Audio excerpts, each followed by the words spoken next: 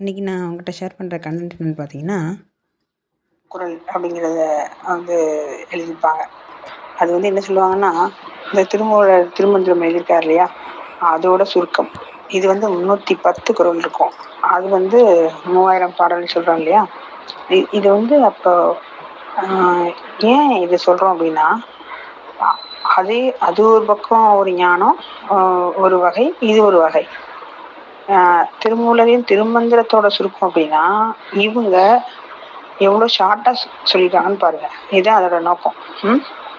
இப்போ அவங்க வந்து என்னன்னா, மோட்சம் செல்லும் வழின்னு சொல்லியிருப்பாங்க. அப்போ அதில் வந்து ஒன்றுலையும் ஒரு தலைப்பில் 10 பாட்டு வச்சுருக்காங்க. இதையே நீங்கள் புரிஞ்சுக்கணும் அப்படின்னா, இந்த ஔவையார் சொன்னதையும் வச்சு புரிஞ்சுக்கும் போது இன்னும் கொஞ்சம் நீங்கள் ஆழமாக உணர முடியும். அவங்க ஃபர்ஸ்ட் சொல்லியிருப்பாங்க, ஆதியாய் நின்ற அறிவு முதலில் தூய நூலின் பயன் அப்படின்னு சொல்லியிருப்பாங்க. நான் என்ன சொல்றேன்னா, இந்த பாட்டெல்லாம் சொல்லி சொல்லி நான் உங்களுக்கு விளக்கலை, அதோட அர்த்தம் மட்டும் சொல்றேன். ஓகே, கல்வி அப்படின்னாலே என்னதான் பயன் அப்படின்னா, இந்த ஆதி பொருளாய் நிற்கல அந்த இறைநிலையை உணர்வது தான் கல்வியோட பயனே அப்படின்னு சொல்லியிருப்பாங்க.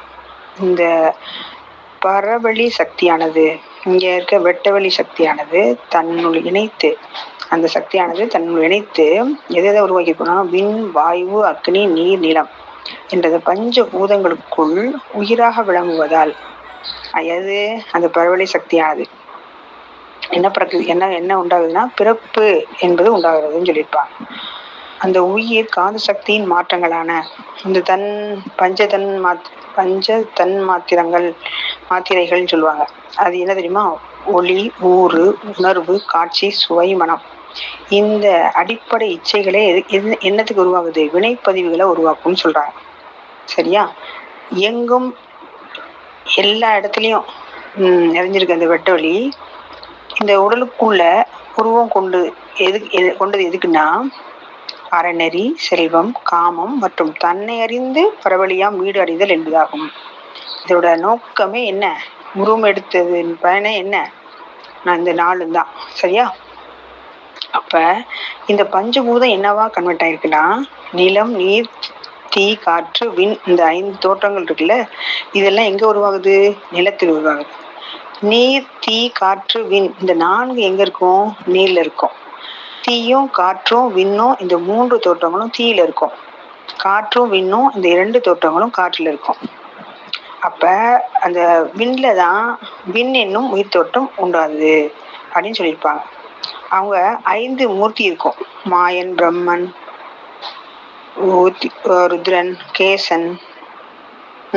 நாம் வந்து இது சதாசிவன் கூட சொல்லுவோம், ஆனா அவங்க கேசன் சொல்லியிருக்காங்க. மகேசன், சாரி, சதாசிவன் இல்லை, மகேசன், அப்புறம் சிவன் அப்படின்னு 5 மூர்த்தி இருக்கு. அப்புறம் 6 சக்தி இருக்கு, மால், அயன், அப்புறம் அங்கினா பொதுவாக நெருப்புன்னு தான் சொல்லுவோம், இரவினா சூரியன், மதினா நிலா, உமை, இந்த பெண் ஏல் அப்படிங்கிறதுக்கு ஔவையார் என்ன சக்தி வச்சிருக்காங்கன்னு தெரியல. சரியா, அப்ப 6 சக்தி இருக்கு. அப்ப இந்த தோல், இந்த ரத்தம், இந்த ஊன், நம்ம உடம்புல உள்ள சதை, மூளை, அப்புறம் நிணநீர் கொழுப்பு, எலும்பு, அந்த என்ன சொல்றது, இந்த சுக்கிலம், பாலுணர்வு ஊற்றுக்கு என்ன காரணம், அந்த செக்ஷுவல் அந்த இதுக்கு என்ன காரணமா அதன் மூலம் உருவாக்குற என்னது, சுக்கிலம். இந்த இதைத்தான் 7 தாதுன்னு சொல்லுவாங்க. இந்த 7 தாது அப்படிங்கிறது இதுதான் உடம்பு, அவ்வளவுதான். சரியா, அதுல மண், நீர், தீ, மதி, காற்று, இரவி, விண், மூர்த்தி என்பது வந்து 8 எச்சங்களா இருக்கும். இந்த 8 எச்சங்கள் கூடிதான் என்ன உருவாகுது, உடம்பை உருவாக்கிய இதுதான் அந்த 8 எச்சங்கள் உருவாகுது. சரியா, அப்ப இந்த உடம்பை பத்தி இப்ப சொல்லியாச்சு. உடம்பு அந்த கல்வினா என்ன, ஃபர்ஸ்ட் இதெல்லாம் நம்ம படிக்கிறதுக்குலாம் இந்த நோக்கமே என்ன அப்படிங்கிறத சொல்லியாச்சு. இந்த உடல் எதனால உருவாகுன்னு சொல்லியாச்சு. முதல்ல என்ன இருக்கு, அந்த பரவழியில இருக்க அந்த என்னென்ன டீட்டெயில்ஸ்ங்கிறது இப்போ உங்களுக்கு பேசிக்கா புரிஞ்சிருக்கும். உடம்பை பத்தி தெரிஞ்சாச்சு. இந்த உடம்பை வச்சுக்கிட்டு நம்ம என்னெல்லாம் பண்ணலாம், இந்த உடம்பை வச்சுக்கிட்டு என்னெல்லாம் பண்ணலாம், அந்த உள்ள இருக்குல்ல, என்ன இருக்கு, இறைவன். அந்த திருமூலர் சொன்ன மாதிரி உடம்பே ஆலயம், உடம்பு ஆலயம். சரியா? அந்த அன்னை அறிய தனக்கு ஒரு கேடு இல்லை, இப்படிலாம் சொன்னார் பார்த்தீங்களா? அப்ப அந்த உடம்பு எடுத்த நோக்கமே நம்ம உள்ள இருக்க இந்த நம்ம தலைவனை, அந்த உயர்வான தலைவனை, நாயகனை நம்ம கண்டு காண்பதுதான் என்னது அந்த உடலோட எடுத்த நோக்கமே. அந்த தலைவனை நம்ம உணர்த்த முடியும். சரியா? இந்த உணர்வுக்குத்தான் என்ன வேணும்? இந்த உடம்பு வேணும். அப்ப இந்த உணர்வு உடையவங்க தான் யாரை கண்டுபிடிக்க முடியும்? அந்த உள்ள இருக்க நாயகனை, தலைவனை, நம்ம இறைவனை கண்டுபிடிக்க முடியும். கண்டுபிடிக்க முடியல, உணரத்தான் முடியும்.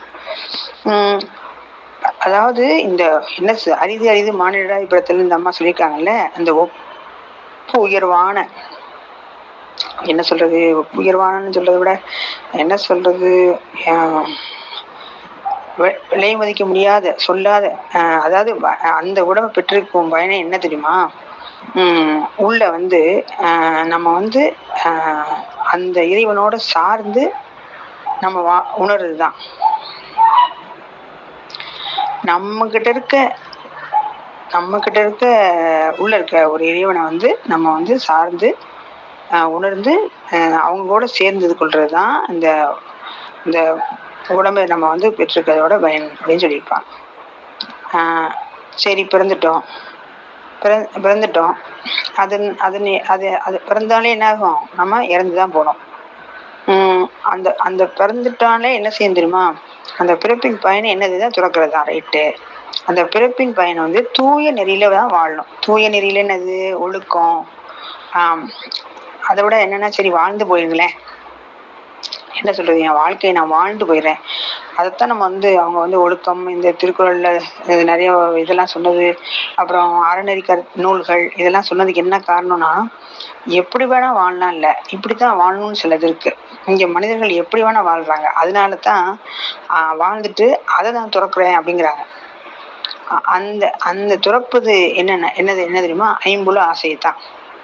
ஆனா இங்க நம்ம என்ன சொல்றோம்? ஐம்புல ஆசையை நான் வெறிகொண்டு நிறை கொண்டு முடித்து விட்டுத்தான் நான் இந்த ஐம்புல ஆசையை துறப்பேன் அப்படின்னு சொல்றோம். சரியா? அதனால நம்ம சில கர்மங்களையும் சில வழிகளையும் சில தாங்க முடியாத துக்கங்களையும் மனத்துல வந்து நம்ம வந்து மனத்தால உருவாக்கிக்கிறோம். சரியா? அப்ப அந்த துறவுனா என்ன? துறவுனா என்னது? இந்த விரதம் இருக்கிறது, இந்த விட்டுறது, இந்த மாதிரி உடையை வந்து மாத்துறது, அந்த துறவு வந்து எதால ஏற்படும்? உடம்பாலதான் ஏற்படும். உடம்பு தான் விரதம் இருக்கும், உடம்பு தான் நடக்கும், உடம்பு தான் அந்த என்ன சொல்றது, இந்த பயிற்சி எல்லாம் பண்ணும். ஆனா உணர்வை திறக்க நம்ம உணர முடியாது. சரி, நீங்க இல்லறத்துலயும் வாழ்ந்துக்கோங்க, துறவரத்துலயும் வாழ்ந்துக்கோங்க. ஆனா உடம்பு மட்டும்தான் துறவு வந்து வச்சுக்க முடியும். உணர்வால எதை திறக்க முடியுமா? அதையும் உணர்வு தான், இதுவும் உணர்வு தான். ஆனா இங்க வந்து நம்ம நிறைய விஷயங்களை திறந்திருக்கோம், ஐம்பது ஆசையை விட்டுருக்கோம், அதுலயும் ஒரு உணர்வு இருக்கு. அப்ப உணர்வு வந்து நம்ம வந்து விட முடியாது. அந்த உடம்பு வச்சுட்டு தானே நம்ம அந்த உள்ள இருக்கவனே, அந்த நாயகனே, தலைவனே, இறைவனே உணர்றோம். அப்ப எப்படி அதை இழந்துட முடியும் இல்லையா? அதனால சொல்லியிருக்காங்க. அப்புறம் என்ன சொல்லியிருப்பாங்கன்னா, இந்த மனதுல வந்து தூய்மையா இருந்துச்சுன்னு வச்சுக்கோங்க. நம்ம கிட்ட வந்து தூய்மையா இருந்துச்சுன்னா இறைவன் வந்து உள்ள இருப்பான். மனதில் கசடு, அழுக்கு, மாசு, கரை இந்த மாதிரி இல்லாதத அடைஞ்சாலே அந்த உடம்பு தான் நம்ம என்ன செய்ய முடியும்? அந்த இறைவனை வந்து அதுலதான் தோன்றும். அந்த இறைவன் தோன்றவே செய்வான். சரியா?